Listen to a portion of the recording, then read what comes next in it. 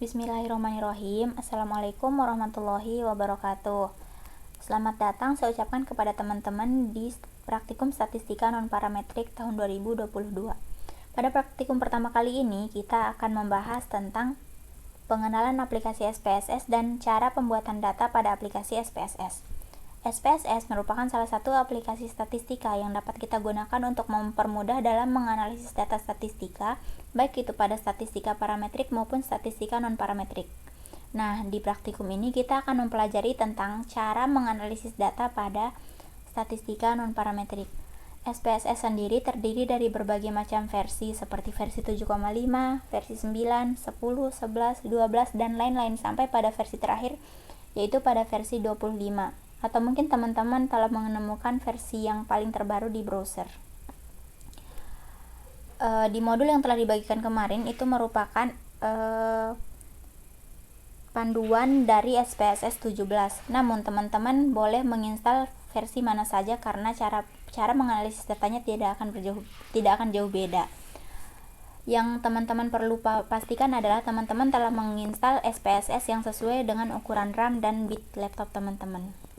Apabila SPSS telah terinstall di laptop teman-teman, maka cara pengaplikasiannya adalah dengan cara mengklik shortcut SPSS yang ada di laptop teman-teman seperti ini.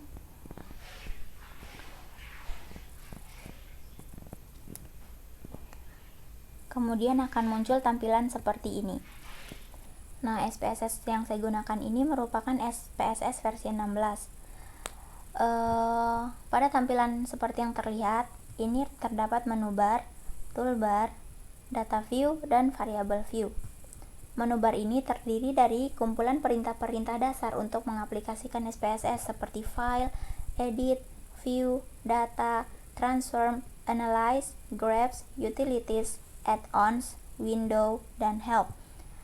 Sedangkan toolbar ini berisi tentang kumpulan perintah yang sering digunakan dalam bentuk gambar. Nah, sebelumnya yang di menu bar ini terdiri dari file ini berisi new untuk membuka data baru. Nah, data baru contohnya seperti ini. Misalnya kita bisa menggunakan Ctrl N, shortcut Ctrl N. Nah, kemudian akan muncul data baru seperti ini. Kemudian ada open untuk membuka data-data yang telah kita simpan, open database, dan lain sebagainya yang bisa teman-teman baca sendiri dan dibaca selengkapnya ada di modul teman-teman. Kemudian ada edit yang terdiri dari undo, redo, cut, copy, dan paste, dan lain sebagainya. Nah, menu yang paling penting pada menu bar ini adalah analyze, karena ini berisi tentang metode-metode analisis yang akan kita gunakan dalam praktikum ini. Kemudian, data view dan variable view. Perbedaan dari keduanya adalah variable view digunakan untuk mengisi variabel-variabel yang ingin dianalisis, sedangkan data view digunakan untuk mengisi data dari variabel yang telah tertulis di variable view sebelumnya. Pada saat kita ingin menganalisis data, yang pertama kita tuju di SPSS adalah variable view. Nah, variable view ini terdiri dari nama, type, weight, decimals, label, values, missing, columns, align, dan measure. Nah, name ini digunakan untuk mengisi nama variabel yang akan kita analisis. Misalnya seperti jenis kelamin, dan pekerjaan. Nah, dalam menuliskan sesuatu yang berupa kata di SPSS, kita tidak boleh menggunakan spasi apabila kata yang kita ketikkan melebihi 2 kata, sehingga kita harus menggunakan tanda penghubung seperti underscore. Kemudian kata ini harus diawali dengan huruf dan tidak boleh diakhiri dengan kata titik. Nah, jenis kelamin. Kemudian type ini menunjukkan tipe dari variabel yang telah kita ketik. Di sini bisa kita ubah seperti numerik merupakan variabel yang datanya berupa angka. Koma digunakan untuk variabel yang datanya terdiri dari yang merupakan data desimal seperti 2, bla bla bla. Terus dot ini digunakan untuk data numerik yang untuk memisahkan angka ribuan, misalnya 3000 menjadi 3.000. Scientific notation ini sama seperti numerik, namun ini diubah angka yang lebih dari 10, misalnya lebih dari 10 menjadi E. Date untuk memasukkan tanggal, dolar untuk memasukkan tanda dolar atau mata uang, custom currency untuk mengubah mata uang, dan string untuk variabel-variabel yang biasanya berupa tulisan atau kata. Kemudian with ini untuk menentukan berapa karakter dari kata atau angka yang akan kita tulis. Decimals untuk menentukan berapa angka di belakang koma dari angka data-data yang akan kita analisis. Label digunakan untuk memberikan keterangan dari nama variabel yang dituliskan. Misalnya biasanya akan dituliskan variabel X1 itu apa, X2 itu apa, nggak langsung jenis kelamin. Jadi ya misalnya di sini kita ketik X1 berarti labelnya jenis kelamin karena ini merupakan keterangannya. Mungkin bisa dipahami ya teman-teman. Jadi kita di sini tulis ulang jenis kelamin, kita hapus.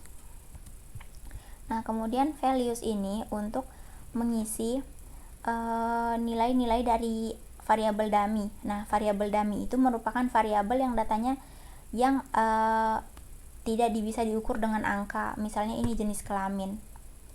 Oh, ini jangan pekerjaan deh. Misalnya kita contohin ini pendapatan. Karena ini beda ya jenis. Kalau misalnya pendapatan kan kita bisa mengukurnya dengan angka, misalnya 5 juta per bulan dan sebagainya. Sementara jenis kelamin hanya terdiri dari dua, yaitu perempuan dan laki-laki, sehingga kita harus memasukkan values di sini untuk mengetahui berapa angka dari laki-laki dan berapa angka dari perempuan. Misalnya kita kasih value atau nilai 1 untuk label laki-laki, add, kemudian 2 untuk label perempuan, add, kemudian oke. Desimalnya kita pakai 0 agar tidak terlihat susah dibaca karena ada koma-koma di belakang. Kemudian missing untuk mengisi nilai-nilai yang hilang, columns yang sama aja fungsinya hampir sama fungsinya seperti with, align untuk menentukan penempatan posisi yang telah kita ketik, misalnya di kanan, right, left di kiri, right di kanan, atau center di tengah. Kemudian measure. Nah, setelah kita mengetikkan variabel-variabel di variabel view, kita bisa membuka data view. Nah, yang kita ketikkan di variabel view tadi akan muncul seperti ini. Selanjutnya, kita akan membahas tentang bagaimana cara membuat data pada aplikasi SPSS. Adapun caranya yaitu, misalnya kita buat data baru. Saya tadi pakai shortcut Ctrl N ya. Nah, teman-teman bisa lihat tabel pada halaman 10 di modul teman-teman. Pada halaman 10 itu terdapat tabel tentang data barang di gudang. Nah, itu terdiri dari, sehingga kita harus ke variabel view dan mengisi nama variabelnya yang terdiri dari ada barang, harga pokok, dan stok. Nah, kemudian karena harga pokok dan stok ini datanya berupa angka, dan barang ini terdiri dari kata yang itu cara ngetiknya dengan kata, misalnya ballpoint, pensil, dan sebagainya, sehingga type-nya bukan numerik namun kita ganti menjadi string. Kemudian desimalnya agar lebih mudah kita ubah menjadi 0.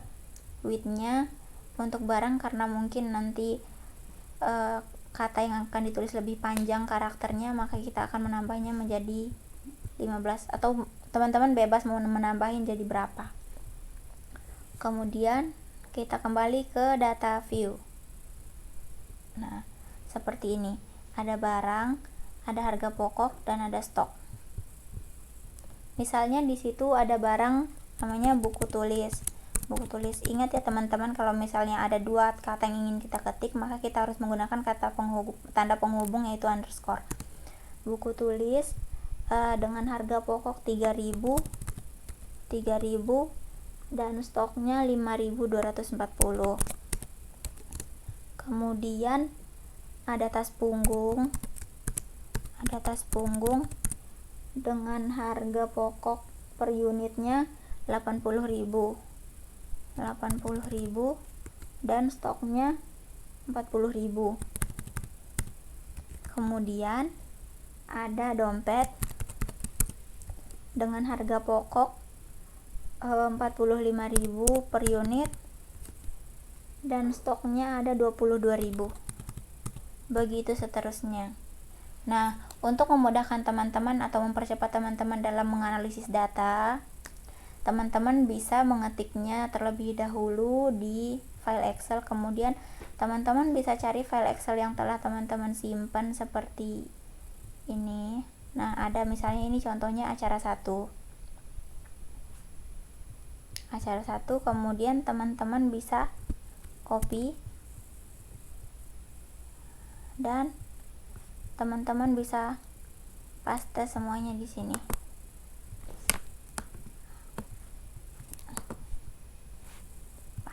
Paste.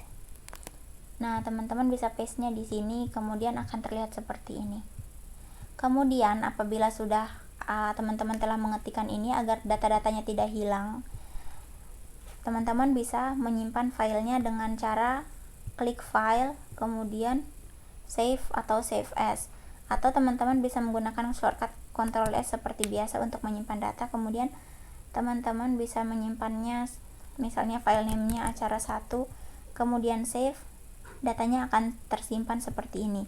Kemudian apabila teman-teman ingin membuka data yang telah tersimpannya kembali, teman-teman bisa klik file, kemudian open, data, acara 1 yang teman-teman save tadi, kemudian open. Nah, data yang teman-teman save akan terbuka seperti ini. Mungkin teman-teman dapat memahaminya, dan apabila teman-teman ada hal yang teman-teman tidak pahami, teman-teman bisa tanyakan. Sekian praktikum kita pada acara ini. Lebih dan kurangnya saya mohon maaf. Wassalamualaikum warahmatullahi wabarakatuh.